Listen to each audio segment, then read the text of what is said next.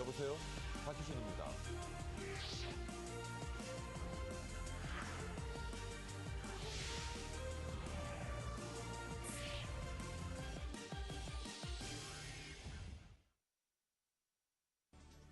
머니24 헤드라인입니다. 지난밤 뉴욕 증시는 기업들의 4분기 실적 발표가 시장 전망치보다 높게 나오면서 실적 상승 기대감이 커져 소폭 상승했습니다. 중국의 연간 총생산이 사상 첫 50조 위안을 달성할 것으로 보입니다. 지식경제부는 전기요금이 오는 14일부터 평균 4%포인트 오른다고 밝혔습니다. 가계부채 증가율이 역대 최저 수준으로 떨어진 것으로 조사됐지만 아직 대출의 질적인 면은 개선되지 않은 것으로 나타났습니다. 국민연금의 삼성전자 지분이 7%를 넘어선 것으로 나타났습니다.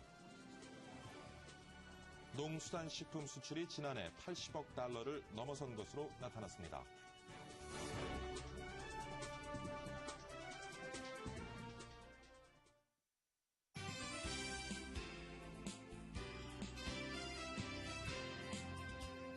네, 박준혜 여보세요. 2013년 1월 10일 목요일 2부 시작하도록 하겠습니다. 중소기업 대통령을 표방한 박근혜 대통령 당선인의 행보가 주목되고 있습니다. 특히 중소기업 정책을 강화하기 위한 방안으로 중기청을 독립부처로 격상시켜달라는 요구가 거세지고 있는데요. 앞으로 기업 생태계에 큰 변화가 있을 것 같습니다. 오늘 고려대학교 경제학과 오정근 교수와 함께 이 내용 집중 분석해 보도록 하겠습니다. 창업 컨설팅도 준비되어 있습니다. 카페 창업, 카페나 한번 해볼까 하는 분들 많으시죠? 하지만 철저한 준비는 필수입니다. 오늘 어떤 노하우가 필요한지 같이 한번 살펴보도록 하겠습니다. 2부도 글로벌 마감 시장 살펴보면서 출발하도록 하겠습니다. 박지은 외신 캐스터가 전해드립니다. 박지은 캐스터. 시황센터입니다. 현지 시각으로 1월 9일 뉴욕 증시 마감 상황 보시겠습니다. 오늘 흐름 나쁘지 않았는데요. 3대 지수 빨간불 환하게 켜주면서 강보합권에서 마감됐습니다. 어닝 시즌에 대한 기대감이 투자 심리를 자극했습니다.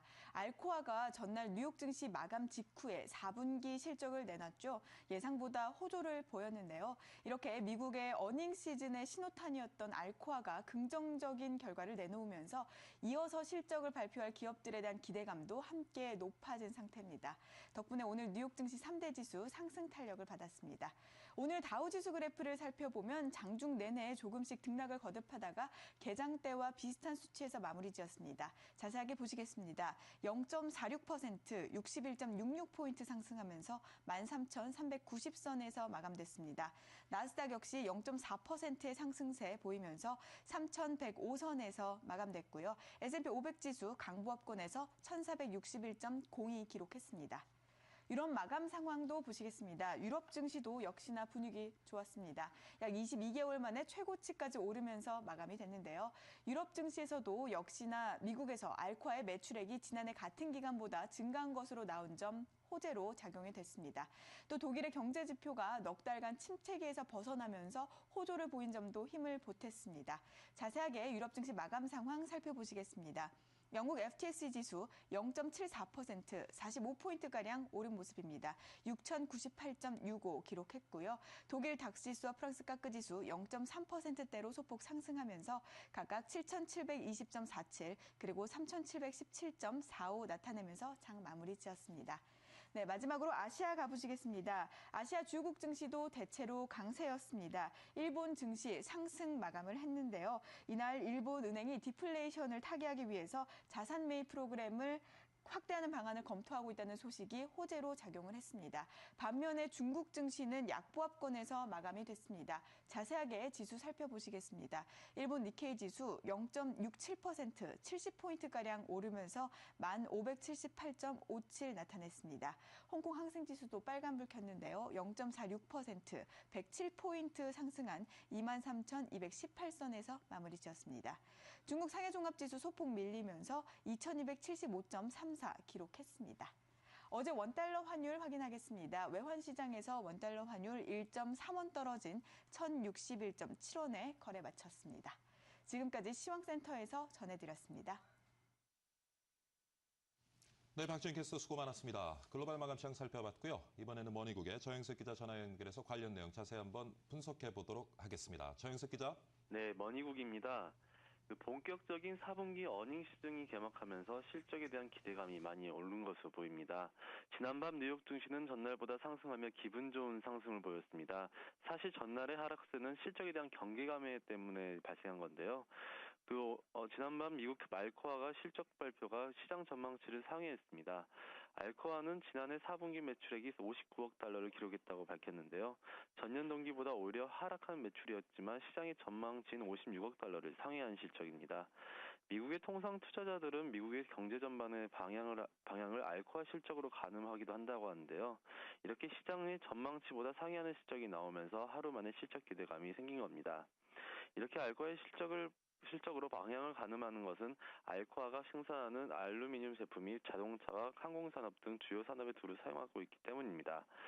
전문가들은 사실 시장의 실적 기대치가 낮아질 때도 낮아졌기 때문에 어닝 시즌 자체가 주가에 미치는 영향이 중립적이거나 오히려 긍정적일 수 있다고 예상하기도 했는데요. 지난밤 증시 그대로 나타난 겁니다. 전문가들은 이어 금융업의 경우 증권과 은행의 섹터별 순이익 증가율에서 실적 개선세를 보이고 있는 것은 미국 경기의 자생적 회복 가능성을 보이고 있다고도 전망했습니다. 특히 산업은행의 실적 개선은 주택시장의 회복을 방증한다면서 긍정적이라고 전했습니다. 한편 유럽 증시도 상승 마감했습니다. 지난밤 유로존에서 독일의 지난해 11월 산업 생산이 다소 부진한 것으로 나타났었는데요.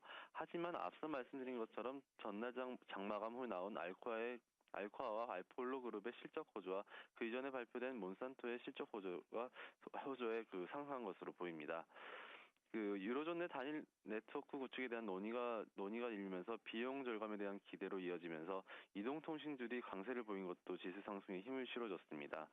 스톡 유럽 600 지수를 보면 이동통신업 지수는 2.13%나 상승했고 도이체텔레콤과 프랑스텔레콤 이탈리아 등도 동반 상승했습니다. 4분기 실적 발표가 지난밤처럼 호조를 보인다면 당분간 외국 뉴욕과 유럽 증시의 기분 좋은 상승이 계속될 것으로 보입니다. 이상 글로벌 마감 시황을 전해드렸습니다.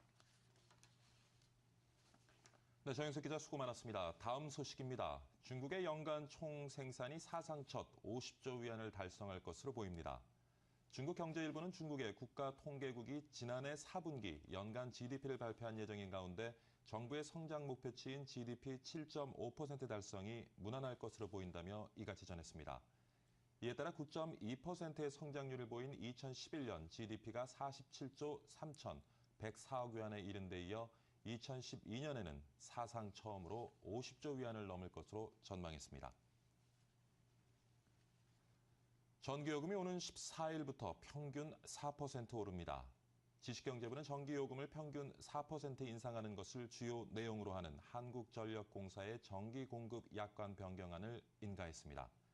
이번 인상은 1년 5개월 만에 네 번째 인상으로 전반적인 물가 상승을 주도할 것으로 보입니다. 이에 따라 소비자 물가는 0.04%포인트, 생산자 물가는 0.105%포인트, 제조업 원가는 0.05%포인트 상승할 것으로 전망했습니다. 가계부채 증가율이 역대 최저 수준으로 떨어진 것으로 조사됐습니다. 부채가 줄어든 것은 참 반가운 소식이죠. 하지만 아직 대출의 질적인 면은 개선되지 않고 있다고 합니다. 김유경 기자입니다. 가계의 자금 수요 감소로 가계대출 증가율이 사상 최저 수준으로 떨어졌습니다. 예금 지급 기간의 가계대출은 지난해 11월 기준 653조 원으로 전년 동기 대비 2.9% 늘어나는 데 그쳤습니다. 증가율로는 15개월 연속 하락한 것이며 관련 통계가 작성되기 시작한 지난 2003년 10월 이후 9년 만에 최저치입니다. 은행은 물론 저축은행과 신협, 상호금융, 새마을금고 등도 증가세가 전반적으로 주춤해지는 양상입니다. 한국경제 부실의 내관으로 꼽히는 가계대출이 금융기관의 대출 축소와 집값 하락의 영향으로 감소세로 돌아선 것입니다. 가계부채에 대한 수요가 많이 줄어든 것이 사실이고요. 전반적으로 경제 전체의 문제가 되다 보니까 좀 가계부채에 늘리는 거에 대해서 좀 보수적인 입장을 견지하고 있는 것 같아요. 다만 가계부채의 질적인 부분은 아직 넘어야 할 산입니다. 금융기관들의 대출 축소로 비제도 금융 이용자가 늘었고 고금리 대출 증가와 소득 정체에 따른 연체율 상승 위험은 여전하다는 것입니다. 제3금융권으로 대출업이나 풍선 효과를 관리를 어떻게 해야 될 거냐 하는 문제가 있고요. 잠재 부실 분에 대한 관리, 소상공인들에 대한 대출이 적절한 수준인가. 실제로 금융위기가 재발하면 비은행 다중채무자의 경우 연체율이 12.96%까지 오를 수 있다는 연구 결과도 나왔습니다. 대출을 줄이는 노력과 함께 대출의 질적 개선을 위한 노력도 필요해 보입니다. M머니 김유경입니다. 국민연금의 삼성전자 지분이 7%를 넘어선 것으로 나타났습니다. 국민연금 관계자는 국민연금이 보유한 삼성전자 주식의 지분이 최근 7.2%에 근접했다고 전했습니다. 앞서 지난 8일 국민연금공단은 지난해 11월 20일 기준 삼성전자 주식 7.0%를 보유하고 있다고 공시한 바 있습니다. 국민연금 관계자는 만약 삼성생명의 지분을 국민연금이 넘어서더라도 삼성전자 및 삼성생명 특수관계인 지분 등을 모두 고려할 때 실질적 최대 주주가 된다고 보기는 어려울 것이라고 설명했습니다. 농수산식품 수출이 지난해 80억 달러를 넘어선 것으로 나타났습니다. 농림수산식품부는 지난해 농림수산식품 수출은 전년에 비해 4.1% 늘어난 80억 1천만 달러로 잠정 집계됐다고 밝혔습니다. 신선농식품이 6.4% 증가한 10억 8천만 달러치 수출됐고 가공식품은 4.5% 늘어난 45억 7천만 달러, 수산식품은 2.4% 증가한 23억 6천만 달러를 기록했습니다.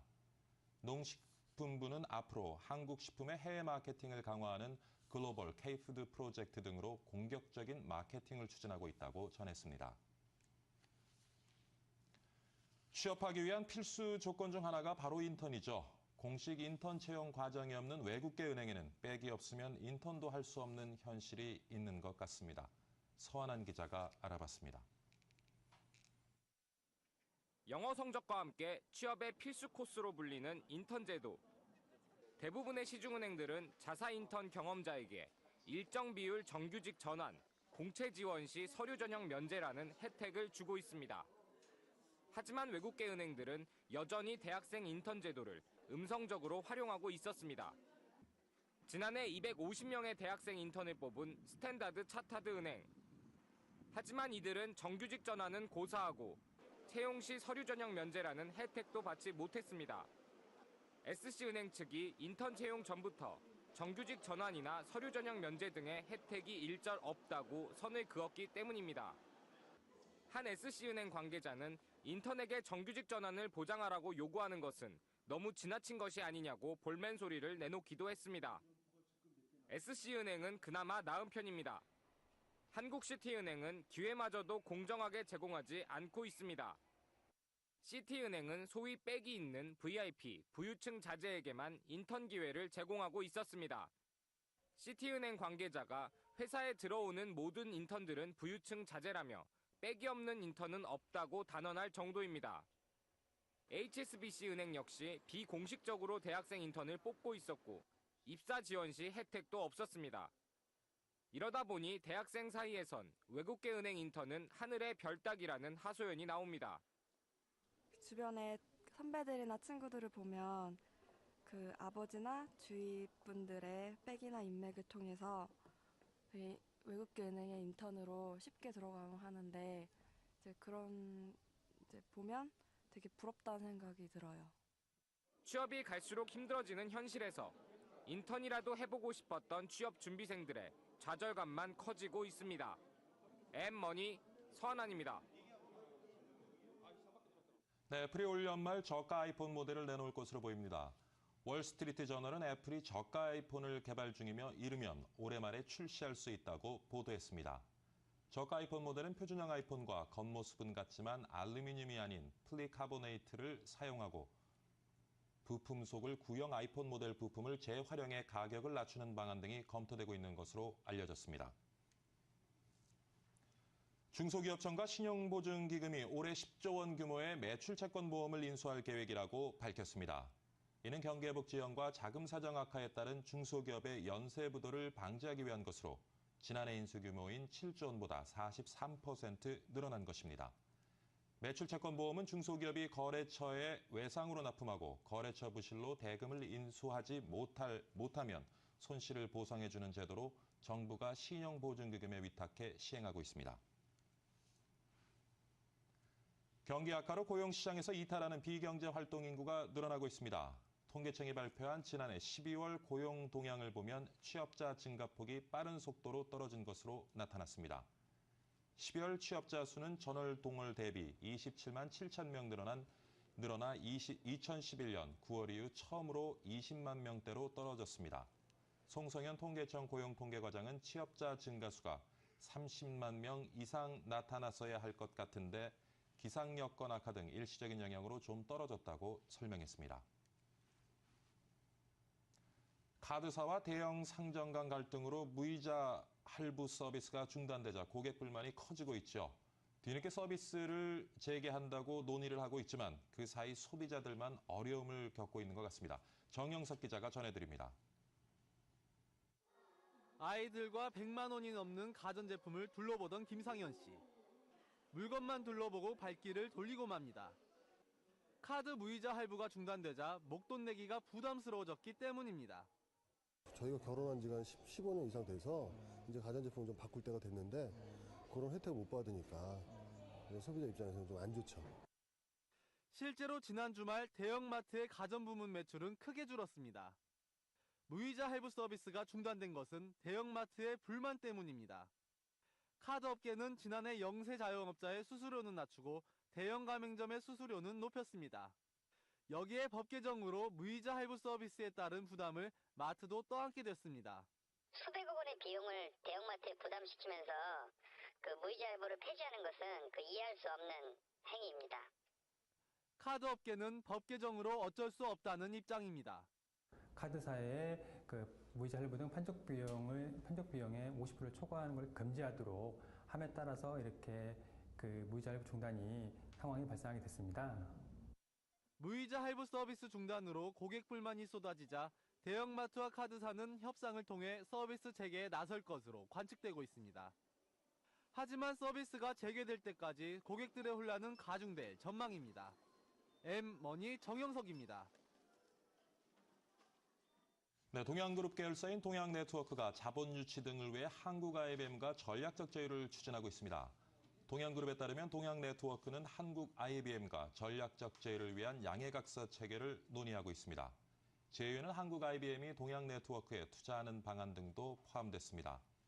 동양은 섬유 사업 부분인 한일합선 매각을 위해 갑을 상사 등과 협상을 진행하고 있으며 가전사업부인 동양매직에 대해선 인수 희망자가 많아 조만간 매각 주관사를 선정해 매각을 추진하기로 했습니다.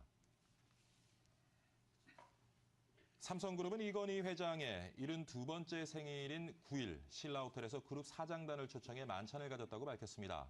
만찬에는 지난해처럼 삼성그룹의 부사장급 이상이 부부 동반으로 참석하며 300여 명이 함께했습니다. 임직원들은 이 회장의 생일 선물로 뒷면 커버를 옷으로 장식한 갤럭시 S3를 선물했고 이 회장은 답례품으로 참석한 부사장급 직원들에게 유기그릇 세트를 선물했습니다. 한편 이재용 삼성전자 부회장은 만찬이 끝난 뒤 세계 최대 가전쇼인 세스 2013이 열리고 있는 라스베가스로 권오현 부회장과 함께 출국했습니다.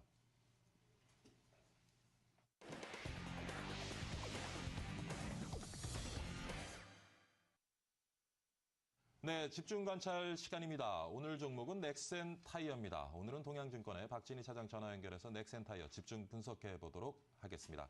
안녕하십니까, 차장님? 네, 안녕하세요. 네, 오늘은 목소리가 굉장히 좀 작으시네요. 그런가요? 예. 네, 좀 더 크게 말씀드리겠습니다. 예, 좋습니다. 넥센 타이어 최근 이슈 좀 살펴봐 주시고요. 기업 분석도 좀 함께 부탁드립니다. 네, 넥센 타이어뿐만 아니라 최근 국내 타이어 업체들이 상당히 좀 힘든 구간을 겪고 있습니다. 그렇죠. 전체적으로 자동차 업종이라든지 부품 업체 등이 좀 약세를 보이면서 타이어 업체들도 같이 동반 하락하는 그런 모습들을 보여주고 있는데요. 전체적인 분위기는 그다지 좀 우호적이지는 못한 모습입니다.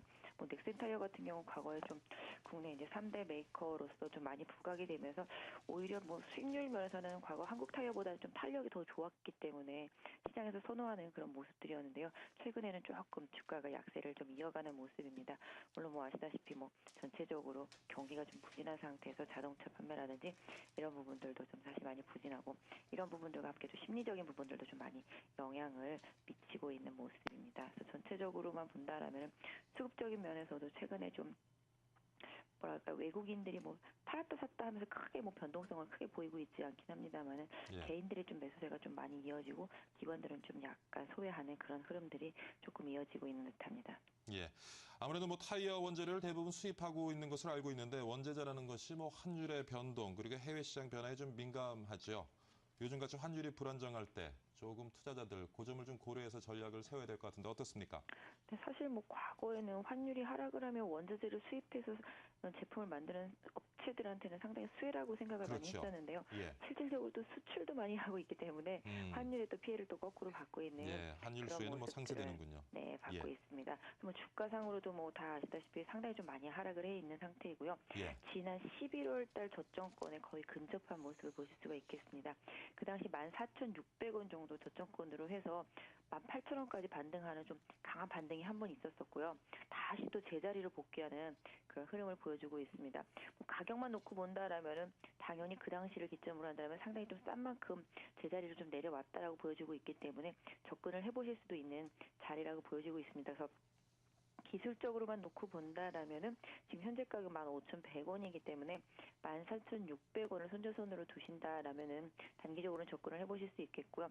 물론 접근을 하셔도 한 16,000원을 좀 강하게 돌파하면서 거래량이 좀 실려 주어야지만 바로 뭐 직전 5.1원이 18,000원까지 한번 시도가 나타날 수 있을 것 같은데요. 지금 상태에서 일단 뭐 환율 변화보다는 뭐 투심의 좀 변화가 좀 필요하지 않을까. 사실 엔화 약세에 대한 우려감이 상당히 컸기 때문에 자동차 업체랑 관련 업체들이 지금 많이 약했었는데 오히려 최근 들어서는 또 엔화가 또 약세가 둔화될 것이다라는 기대감도 많이 나오고 있거든요. 사실 일본 정부가 끝없이 풀어가지고서 오히려 좀 자국한테 피해가 돌아올 수 있는 부분들도 좀 최근에 많이 생겼기 때문에 엔화 약세가 둔화되는 흐름 좀 나와주고 환율도 좀 추가적인 약세만 조금 제한된다라면은 반등은 좀 이어지지 않을까 싶은데요. 아까 말씀드렸던 대로 직전 저점의 지지력을 한번 믿어보시고 저점권에서는 한번 접근해 보시는 전략. 물론 말씀드린 대로 저점이 깨지게 된다라면은 빠른 손절도 필요해 보이는 부분이기도 합니다. 네. 오늘 동양증권 박진희 차장님께 넥슨 타이어에 대해서 집중 분석해봤습니다. 말씀 감사드리고요. 활기찬 하루 되십시오. 네, 수고하십시오. 네, 수고하십시오.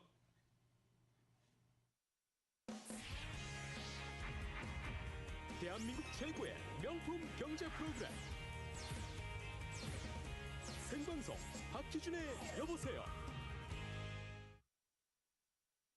네, 지금 7시 19분 지나고 있습니다. 이번에는 경제 이슈 짚어보도록 하겠습니다. 오늘은 고려대학교 경제학과 오정근 교수 모시고 중소기업 관련된 얘기 좀 나눠보도록 하겠습니다.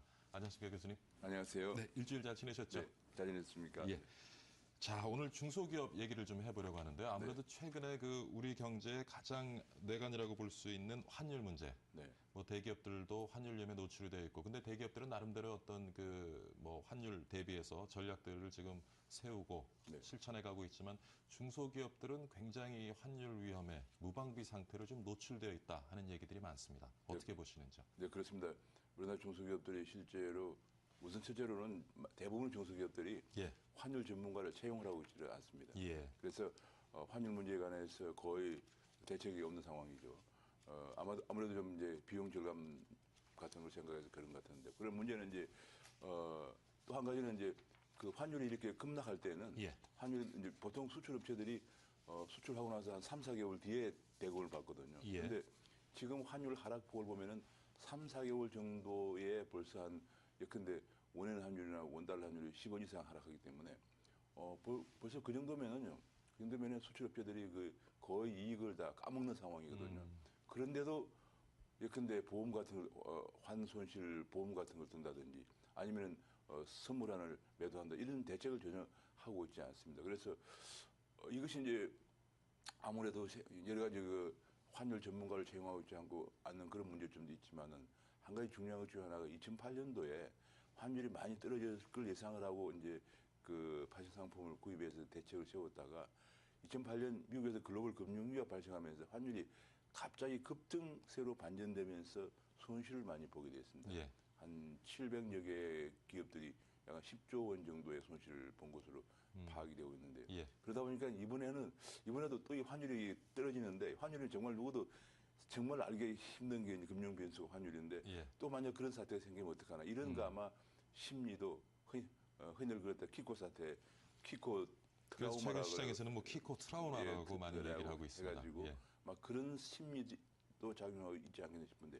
문제의 포인트는 예. 지금처럼 환율이 떨어지고 있고 환율이 추가적으로 떨어질 걸로 예상됐을 경우에 우리 중소기업들이 환차손에 너무 노출되어서 나중에 수출이 문제가 아니고 엄청난 그야말로 금융 문제가 발생할 가능성이 있습니다. 왜냐하면 예. 중소기업들이 그렇게 되면 자연적으로 이제 파산 또는 부도가 나거나 심지어는 부실화될 경우에 또 그런 경우에는 중소기업의 자금을 지원해주고 있는 금융 부실까지 연계되기 때문에 지금 이 문제가 예.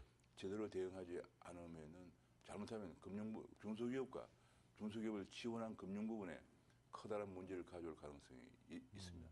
그럼 정부로서는 좀 중소기업들이 환율 위험성을 인식할 수 있도록 많이 조금 정보를 제공하기도 하고 그리고 그렇습니다. 기본적인 어떤 그런 환율 추락에 따른 위험 회피 상품에 좀 가입을 하도록 유도를 해줘야 되겠네요. 지금도 이제 사실은 한국은행을 비롯한 혹은 또 관련 그 금융기관들이 환위험에 대해서 많이 중소기업 인식을 시키려고 노력을 하고 있습니다. 하고 있지만은 예. 좀 더 과거처럼 적극적으로 권유를 환위험 회피 상품에 가입을 권유하지 못하는 이유가 키코 사태 때문에 이미 벌써 중소기업들과 금융기관 간의 소송이 아직 마무리 안 돼 있는 상황이고 예. 그런 상태이기 때문에 금융기관들이 과거처럼 중소기업을 생각해서 적극적으로 권유도 못하는 그런 상황에 지금 놓여 있고요. 예. 그래서 뭐 제가 알기로는 한국은행이나 또 여러 금융기관에서는 중소기업 환위험을 반드시 회피하는 수단이 어떤 형태로든 있어야 한다는 것을 계속적으로 주지시키고 이렇게 하고 있는 걸로 알고 있는데요.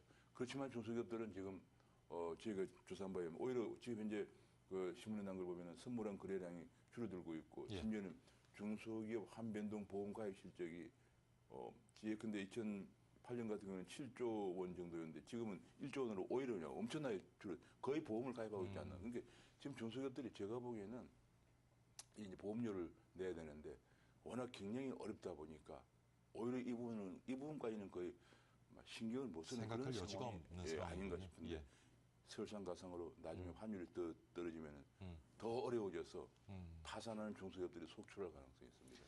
자, 지금 환율 하락이라는 문제가 네, 중소기업들 경영난을 더 이제 가중시키고 있는데, 자, 앞으로 출발하게 된 박근혜 정부에서는 좀 중소기업 중심으로 우리 경제를 살려보겠다 맞습니다. 얘기를 하고 있고요. 물론 공약에는 네. 중소기업부라는 것이 중소기업부 신설에 대해서 언급된 바는 없지만 네, 그렇습니다. 지금 현재 중소기업청이 가지고 있는 어떤 한계점이라든가 네. 문제점에 대해서 많은 지적을 했습니다. 네. 새 정부 들었으면 어떤 중소기업 관련된 정책들을 포괄적으로 체계적으로 이렇게 만들고 운영할 부가 신설되리라고 보시는지요? 근데 제 생각으로는 이번에 그 박근혜 당선인께서는 예. 새로운 부서를 많이 만드는 것을 좋아하지 않는 것인 것 같아요. 그래서 예. 제가 보기에는 공약한 미래창조과학부라든지 이런 거, 그다음에 이제 정보통신부를 새로 이제 분리한다는 문제, 예. 해양수산부 문제 이런 정도는 공약 사항이기 때문에 하겠지만은 제가 보기에는 중소기업 대통령이 되겠다, 예. 중기 대통령이 되겠다고 말씀하셨지만은 중기청 기능을 강화하는 방향으로 그렇게 가지 않을까 생각을 합니다. 근데 그 문제는 이제 이번에 중기 대통령이 되시겠다고 하면서 많은 공약, 많은 또 지원 정책을 어제도 상공회의소를 방문해서 내놓았지만은 예. 지금 이 원인 환율 하락, 원달러 환율 하락을 제대로 대책을 세우지 않으면은 다른 모든 대책이 그야말로 무의미입니다. 왜냐하면 예. 중소기업들이 뭐 기껏 해봤자 1년에 내는 그 영업이익률이 한 5% 뭐 정도 내외인데 환자 손이 10% 이상 나버리면 다 그냥 문제가 되는 거죠. 그래서 예. 뭐 여러 가지 대책도 지금 물론 이제 중장기적으로 해야 됩니다만은 금년에 당면한 큰 과제는 중소기업들의 그 환차손을 어떻게 방지할 것인가. 또 더 크게는 우리나라 경제 전체를 볼 때는 환율의 너무 급격한 하락을 이게 지금 4, 5개월 만에 10원, 20원씩 하락한다는 것은 이게 보통 문제가 아니에요. 그래서 그런 것들을 예컨대 우리가 원인 환율이 뭐 한 4개월 전만 하더라도 1,400원 가던 게 지금 1,200원 갔거든요. 예, 예. 4개월 만에 200원이나 떨어져 버렸어요. 그럼 어느 기업이 뭐 중소기업 말할 것도 어느 기업이 견딜 수 없어요. 그래서 중소기업 대통령이 되겠다고 하셨는데 이 부분을 잘못하면은 백약이 그냥 완전히 무효가 되는 이런 상황이 발생할 가능성이 있다는 걱정이 앞섭니다. 예.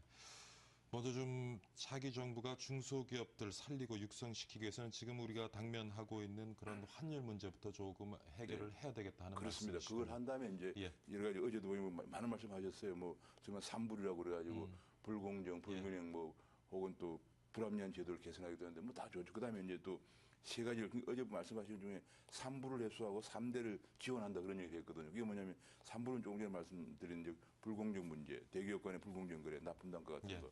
그다음에 이제 불균형은 너무 이제 대기업들을 팽창하는 거. 그다음에 이제 불합리한 제도 같은 것도 이제 개선하고. 그다음에 세 가지 지원은 연구개발 같은 걸 중소기업이 제일 큰 문제가 연구개발이죠. 연구개발을 지원하고 인력도 확보해주고 그다음에 8월 개최한다. 제가 보니까 그 결과적인 뭐냐면 종합 선물 세트네요. 예, 중소기업에 대해서 기술도 지원해주고 그다음에 인력 지원하고 자금도 지원해주고 예. 인력 지원해주고 8월까지 개최해주고 심지어는 대기업으로부터의 경쟁 속에서도 보호도 해주고 이건 완전 종합 선물 세트죠. 그런데 제가 보기에는 이런 것들을 항상 그 어느 대통령도 처음에는 의욕적으로 그냥 백화점식으로 나열식으로 다 내놓습니다. 종합적으로. 지금 한국의 중소기업 지원하는 정책들이 지금 3,000개가 넘는다고 합니다. 네, 그렇습니다. 그래서 제가 보기에는 지금까지의 그 정책들을 오히려 이렇게 백화점식으로 나열하기보다는 하나하나 면밀히 검토해서 실효성은 있는 정책인가. 둘째는 부작용이 없는 것인가. 이런 걸 면밀히 검토해서 육성해야지. 이게 지금 우리가 이런 선례가 너무 많습니다. 첫 번째는 1998년도에 집권했던 김대중 대통령이 그때 내세운 것이 포스트 재벌 이후에 정책으로 벤처를 기업 육성에도 하고 가져가면서 그 당시에 내세운 게 엄청난 벤처기업에 간 폭발적인 지금처럼 막 굉장한 그 지원책을 쏟아내는 바람에 그야말로 벤처를 하면 그 최소한의 그 핵심 기술이 있어야 되는데 기술도 없는 기업들이 무늬만 벤처로서 코스닥에 상장을 하고 결과적으로 그것이 나중에 기술력이 없다는 게 영업력이 없다는 게 밝혀짐으로써 코스닥 자체가 신뢰를 잃고 지금까지도 비틀거리고 있거든요. 그렇죠. 그래서 시장의 신뢰를 잃으면은 백약이 무효라는 게 밝혀졌기 때문에 이번에 다시는 그런 실패를 반복하면 절대로 안 되기 때문에 지금 너무 많은 정책을 내놓고 있는데 의욕적으로 그리고 왜냐하면 대통령 당선인께서 내가 중기 대통령이라고 말한 이상 중기 정책에 관해서 누구도 거기에 대해서 이것이 문제가 있다고 얘기를 할 수가 없는 상황입니다. 그래서 문제인데 제가 보기에는 지금 아까 말씀하신 것처럼 굉장히 많은 그 지금 현재 지원 정책에 있는 이것들 하나하나 면밀히 검토해서 실효성이 있는가. 좀 시너지 효과를 낼 수 있도록 그다음에 부작용이 있는가 이걸 연계연동시켜서 가지고 제가 한 가지 말씀드리고 싶은 것은 이런 게 있습니다. 클린턴 대통령 당시에 그 로버트 라이시라고 하는 사람이 있었는데 하버드대학 교수였다가 노동부 장관이었는데 이분이 쓴 책 중에서 The Work of Nation이라는 책이 있어요. 국가의 일이죠. 우리가 그 당시에 그 책이 굉장히 과천에서도 베스트셀러였는데 그 내용의 핵심이 세 가지입니다. 국가가 해야 할 일은 엄청난 지원이나 보호가 아니고 딱 세 가지. 규제를 완화해주고 그다음에 기술 개발을 지원해주고 그다음에 인력을 양성해줘야 한다. 이 세 가지입니다. 이거 해주면 나머지는 기업들이 자기 스스로 경쟁해서 한다. 이제 그런 얘기고. 또 한 가지 중요한 줄 하나는 이제 그 미국의 벤처기업 생태계인데요. 우리는 이제 어제도 보니까 500억 규모의 벤처 매칭 펀드를 만들겠다. 그다음에 심지어는 연기금도 거기에 들어간다. 뭐 이런 식으로 나오거든요. 지금 뭐 2차 벤처 붐이 일어날 것이라는 예상이 있죠. 연기금도 거기에 미국은 그렇게 하지 않아요. 미국의 실리콘밸리가 이렇게 성공하고 오래 가는 이유가 이게 오래 가야 되거든. 한 번 정권이 끝내서는 안 되지 않습니까? 우리 대통령께서도 당선인도 50년은 가야 한다 얘기를 했어요. 그런데 미국은 그 생태계 조성에 역점을 둬가지고 예를 들면 이런 겁니다. 벤처 기술 가진 사람들이 대단한 사람들이 많죠. 뭐 우수한 공대를 나온 사람들이. 그러나 거기에 들어가는 자금들은 제일 처음에는 이제 엔젤 그 투자자가 들어가고 그다음에 벤처 캐피탈이 들어가지 않습니까? 그게 이제 뉴욕에 있는 나스닥에서 그게 활발하게 움직이고 있는 거죠. 그 사람들이 스스로 자기 돈을 가지고 자기 돈이기 때문에 엄청 정말 철저하게 따지고 자기 돈을 가지고 성공할 수 있는 벤처 기업가가 누군가를 다 따져봐가지고 선별해서 하는데도 10%밖에 성공 확률이 없다고 그래요. 그렇게 해서 실리콘밸리가 돌아가고 있는 것이에요.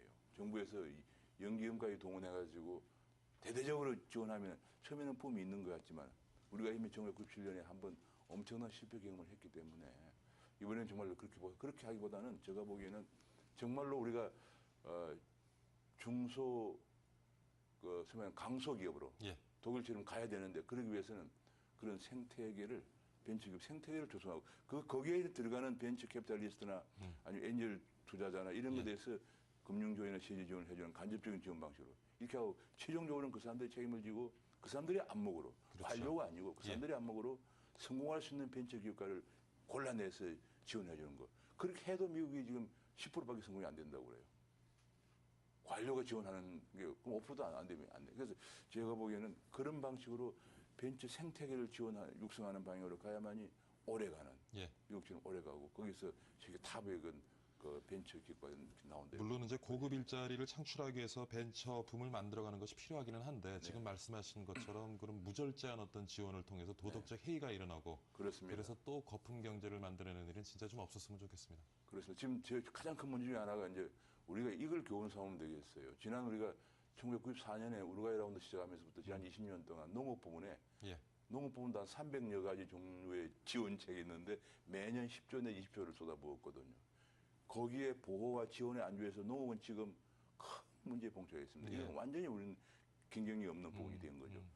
중소기업도 그렇게 되면 안 됩니다. 그걸 우리가 흔히들 말하는 좀비 기업이라고 그러는데 생산성이나 혁신은 하지 않고 생산성 개선이나 혁신을 하지 않고 지원과 보호에만 안주하는 거. 이렇게 하면 국가 경제가 강소기업이 아니고 정말 좀비 기업으로 넘쳐나게 되죠.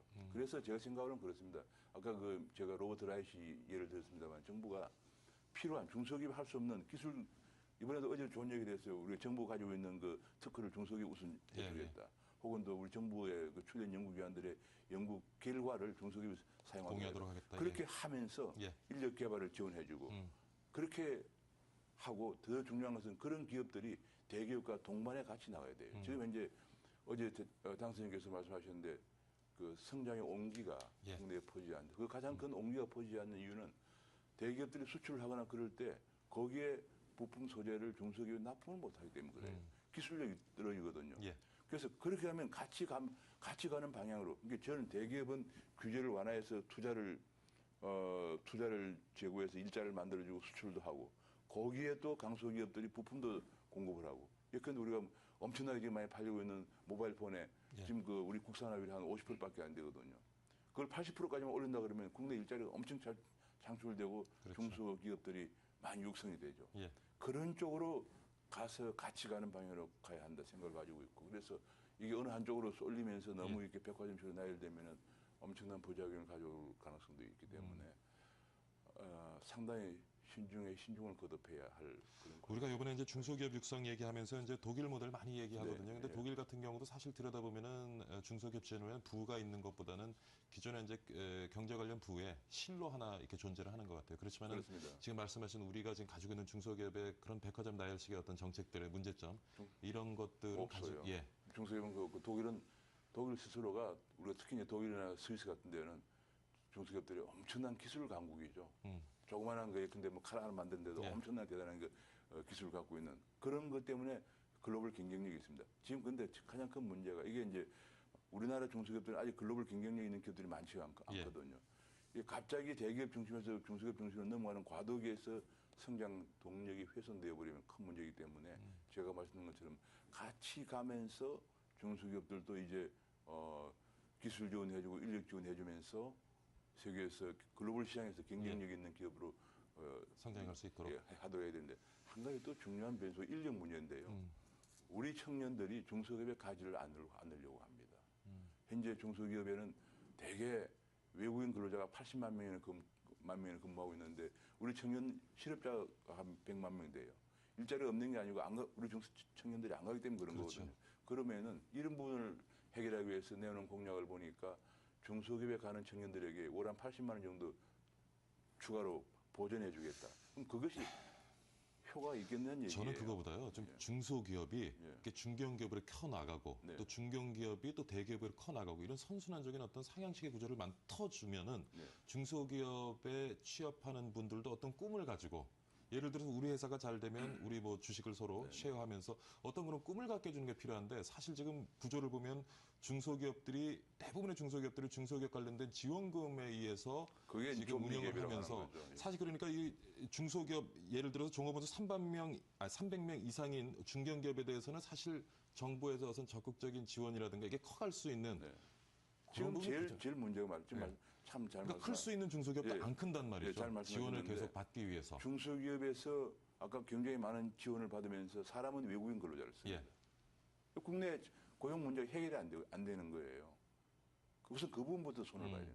그렇게 되지 않고는 여전히 많은 중소기업에 지원을 하지만은 청년들 일자리 문제가 해결이 안 되고 월 80만 원씩 지원을 해준다 하지만 그거 보고 갈 사람 누가 있습니까? 청년들이. 자기 장래가 걸린 문제인데 지금 거기 가서 한 4, 5년 있으면은 재취업이 우리나라는 안 되기 때문에 벌써 그까지 생각하거든요. 그래서 그걸 좀 이제 지금 현재 문제가 그러다 보니까 지금 말씀하신 그 소위 말해 피트 증후군이라 신드롬이라 가지고 중소기업이 중견기업을 안 가지고 하는 문제를 해결하기 위해서 그럼 중견기업까지도 지원해 준다니 그렇게 나오거든요. 그럼 그 지원을 재정적으로 감당도 힘들 뿐만 아니라 또 한 가지 중요한 그럼 대기업 어떻게 할 것이냐. 지금 우리나라가 지금 잠재 성장률이 하락해가지고 성장률이 지금 2%밖에 안 되는 가장 큰 이유가 대기업이 우리가 굉장히 많은 것 같지만 숫자가 줄어들었어요. 1986년에 조사한 통계청 자료가 대기업의 300 이상 대기업이 1250개였는데 지금은 860개밖에 안 됩니다. 그래서 잠재 성장률이 줄어드는 거. 그러니까 이게 말씀하신 중소기업, 중견기업, 대기업으로 지금 못 가고 있는 상황입니다. 그걸 그런 어떤 좀 선순환식 구조를 만들어주는 것이 필요하다고 생각이 듭니다. 자, 오늘 고려대학교 경제학과의 오정근 교수와 함께요. 우리 중소기업 육성 방안에 대해서 같이 한번 고민해보는 시간 가져봤습니다. 오늘 교수님 이런 시간 출연 감사드립니다. 네, 감사합니다. 네.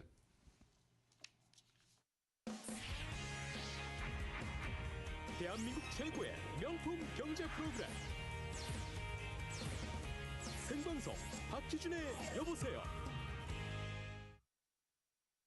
네, 7시 38분 지나고 있습니다. 자, 이번에는 성공 창업 노하우에 대해 시청자 여러분께 알려드리는 창업 컨설팅 시간 한번 가져보도록 하겠습니다. 오늘은 카페로 성공한 창업 사례를 여러분들과 함께 나눠볼까 하는데요. 남서울대학교 전하성 교수 스튜디오에 모시고 말씀 나눠보도록 하겠습니다. 안녕하십니까, 교수님. 네, 안녕하세요. 오늘의 아이템은 카페죠? 네, 그렇습니다. 네. 국내 이제 커피 시장 같은 경우에는 지금 한 4조 원 규모, 작년에 4조 원 규모였습니다. 굉장히 큰 시장이군요. 그리고 2011년도 매장이 9,400개, 작년에는 이제 아직 집계는 안 됐지만 한 10,000개 육박할 것이다라고 보는데 커피 시장은 이렇게 작년에 굉장히 성장했음에도 불구하고 매년 성장률 자체가 20%대를 계속 또 유지를 하고 있다는 것이 앞으로도 사실 잠재 가능성이 있는 시장입니다. 자, 근데 사실 저희 방송국 옆에 충무로 나가봐도 한 집 건너 한 집이 커피집이에요. 근데 사실 시장에서는 좀 카페가 어느 정도 포화 상태에 이르지 않았나 하는 의견도 있는데 어떻게 보시나요? 근데 20%씩 지속적으로 성장을 한다고 하면 여전히 또 성장 가능성은 있는 시장인 거는 같은데요. 2년 전만 하더라도 이미 포화다라는 얘기는 꾸준히 나왔었었는데 근데 계속 커가고 있죠. 성장하고 있다는 거죠. 근데 그 성장의 유형을 보니까 융합 모델이 많습니다. 커피라는 것이 다양한 융합 모델이 가능한데 이중 비즈니스 간의 융합 모델도 있습니다. 뭐 은행과 커피숍의 결합이라든지 자동차 대리점도 있었고요. 그리고 이제 그 같은 외식 간의 융합 모델도 있는데 뭐 도너츠는 뭐 잘 알고 계시겠지만 도너츠 외에도 뭐 머핀 그리고 심지어 피자집 밑에 커피숍이 위치하면서 피자하고도 융합 모델이 나온 사례가 있습니다. 이 다양한 융합 모델을 통해서 또 틈새를 비지고 계속 성장을 하고 있다고 보고 있습니다. 그러니까 뭐 시장은 포화 상태에 이르렀다고 볼 수도 있겠지만은 이종 간의 어떤 융합을 통해서 지속적인 성장을 해나갈 그렇다면 아무래도 좀 차별화 전략이 필요할 것 같은데요. 예, 그렇습니다. 그래서 오늘 소개해드릴 어떤 아이템도 이번엔 그 머핀, 뭐 도넛 이런 융합에서 이제 빵과의 융합이 되게 많아지고 있는데 일본의 무시빵이라고 있습니다. 일본에 있는 무시빵과의 융합을 통해서 어떤 아이템을 발견해낸 이제 브랜드를 한번 찾아봤습니다. 직접 다녀오셨죠? 네, 그렇습니다. 그럼 사례 소개 좀 해주시죠. 네, 일단 일본 무시빵부터 소개해드리자면 일본의 그 찐빵 같은 것입니다. 밀가루를 이제 숙성을 시켜가지고 다양한 토핑을 얹어서 굽는 찐빵인데 이건 약간 우리나라 현지화에 또 성공을 했습니다. 그 밀가루 대신 쌀을 써서 쌀과 또 토핑 종류 같은 경우는 한국인의 입맛에 맞는 다양한 토핑을 얹어서 또 숙성을 48시간 이상 시켜가지고 요즘에 다이어트 열풍에 맞게 빵 하나에 50칼로리 이하로 또 칼로리 낮춘 그런 브랜드입니다. 그래서 허니브로란 이제 허니브로요. 네, 그렇습니다. 그래서 제가 갔다 온 매장이 그 버티국의 프랜차이즈 가맹점인가요? 예, 그렇습니다. 그렇군요. 근데 시작한 지는 뭐 작년에 뭐 연구 개발을 시작했기 때문에 가맹점은 3개밖에 되지는 않습니다. 근데 어제 갔다 온 매장이 이제 버티고개에 있는 매장을 다녀왔습니다. 버티고개요? 예, 예. 근데 놀라운 것은 매장 크기 한 3평, 평수가 3평 정도.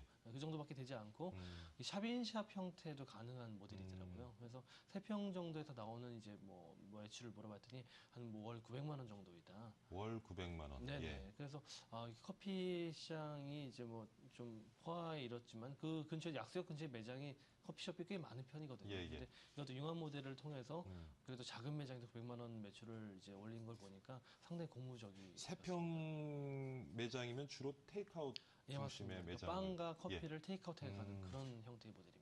근데 뭐 늘 나오실 때마다 강조를 하시는데 네네. 상권이 굉장히 중요하다. 예, 그렇습니다. 네, 그쪽 상권도 상당히 좋은 상권이었어요. 그러니까 대형마트 인근에 있었고 대형마트로의 유동 인구가 이제 거쳐가는 상권이긴 했습니다. 네. 그렇군요. 네, 그 전에도 이제 그 점주가 그 자리에서 뭐 네일 아트 샵 이런 것들을 운영을 하다가 잘 안 되니까 이번에 그 업종 전환을 해본 것인데 업종 전환 이후에 뭐 원래 하던 사업 대비 이익 자체가 거의 뭐 배 이상 뛰었다. 그래서 상당히 만족하고 있었습니다. 그렇군요. 뭐 이제 상권도 있겠지만 그 이외에 어떤 또 성공 비결이 좀 이렇게 보이시던가요? 네, 역시 뭐 제가 늘 시간마다 강조하는 그 메뉴입니다. 사실 메뉴. 아까, 무시빵이 그래도 처음에 생소해서 이게 그 뭐 팔릴까 하는 의구심도 들었다 하더라고요. 근데 단골들이 계속 살아가는 경우가 많다라고 합니다. 그러니까 이 빵 자체가 본사에서도 뭐 거의 뭐 한 달 단위로 신제품을 계속 개발을 해주고 초기이기 때문에 보통 초기에는 다양한 신제품의 시도가 필요하긴 하거든요. 그래서 그 신제품마다 거의 뭐 30% 이상 성공률을 보이고 있다고 합니다. 그래서 그 어떤 메뉴와 상권 이런 것들이 잘 맞아 들어간 것 같습니다. 빵의 종류는 좀 다양한가요? 토핑에 따라서? 네, 현재 한 7가지 정도 빵이 개발되어 있는데 뭐 토핑도 일반적으로 팥이 들어간 거 외에도 뭐 매콤한 토핑, 달콤한 토핑, 다양한 토핑을 이미 개발을 해서 나름대로 이제 상권마다 안정된 수익을 보이고 있습니다. 커피 맛은 어떻던가요? 커피도 약간 독특한 커피입니다. 항아리 커피라 해가지고 커피 자체도 약간 뭐 수성을 시키는 개념이더라고요. 그래서 커피를 내린 다음에 항아리에다가 이제 약간 따뜻하게 보온을 해가지고 내리는 커피인데 커피 자체도 좀 담백한 그런 느낌이 드는 커피였습니다. 그렇군요. 지금 뭐 이제 성공한 가맹점을 다녀오셨는데 네네. 뭐 가맹점 중에 또 성공하는 것도 있고 좀 실패하는 것도 있을 수 있겠죠. 근데 지금 소개하신 요 아까 한입으로 요 그 프랜차이즈 가맹점들의 평균적인 수익률은 어느 정도 되는지요? 예, 그 세계 매장에 대한 자료를 이제 본사에 요청을 했는데 거의 비슷합니다. 한 900만 원에서 1000만 원 사이에 이제 매출을 올리고 지금 말씀하신 게 매출이죠? 네네, 그렇습니다. 수익 개념으로 보면은 식자재 비율 자체가 아무래도 이제 커피만 들어가면 식자재가 낮습니다. 근데 그 빵이 같이 들어가다 보니까 식자재 평균 비율이 한 40% 정도까지 차지하더라고요. 커피 전문점 치고는 약간 좀 높은 비율이긴 합니다. 그리고 이제 그 외 부대 비용들 한 20% 정도 들어가서 본인 인건비 포함해가지고 가져가는 이익이 한 그 40% 정도 됩니다. 그러니까 900에서 1000만 원 사이면 한 360만 원에서 400만 원 사이에 본인 인건비 포함한 걸 가져갔는데 실제 그 처음에 그 개점을 할 때 워낙에 부동산 비용이 적게 들어갑니다. 그러니까 뭐 3평이니까 임대료도 적을 뿐더러 또 샵인샵 개념을 많이 생각을 하고 있습니다. 늘 강조하시는 건요. 초기 투자가 적어야 된다. 네네. 근데 초기 투자비 자체가 뭐 전체 뭐 가맹보증금하고 교육비가 뭐 300만 원. 얼마나 들어갑니까, 근데? 네. 초기 투자비 다 합쳐봤더니 한 2,500에서 2,800만 원 사이 투자비가 들어가더라고요. 그래서 가맹비, 보증금 이런 것들은 이제 좀 높진 않은데 커피 같은 경우는 약간 장비비가 비싸긴 합니다. 커피 메이킹 기계 때문에 그 장비비로 인해서 한 2천만 원대의 투자비가 발생합니다. 지금 저기 말씀하신 그 창업 비용에 임대료도 포함이 모든 걸 포함해서 이거는 부동산 비용은 별도이긴 한데 워낙 이제 평수가 작다 보니까 부동산 비용이 다른 이제 창업 아이템보다는 좀 가벼운 편입니다. 그렇군요. 자, 요것도 이제 그 프랜차이즈 가맹점인데 요게 이제 프랜차이즈 가맹점을 운영하게 되면 본사에서 어떤 시스템으로 좀 가맹점주의 창업과 운영을 지원하고 있는지. 네. 여기 본사 보통 이제 초기 본사들 같은 경우는 뭐 포스 시스템이 보통 설치가 안 되기 마련인데 이 프랜차이즈 같은 경우는 이미 포스가 설치가 돼 있더라고요. 그래서 다른 뭐 대형 프랜차이즈에서 하는 것과 같이 실제 뭐 시간대별 판매 비율이라든지 메뉴별 판매 비율 이런 것들을 이제 적극적으로 조사를 해주고 거기에 맞게 이제 그 영업을 효과적으로 할 수 있는 계속 컨설팅을 진행을 해줍니다. 슈퍼바이징 활동이라고 하는데 이런 것들을 통해서 이제 그 영업 지원 활동.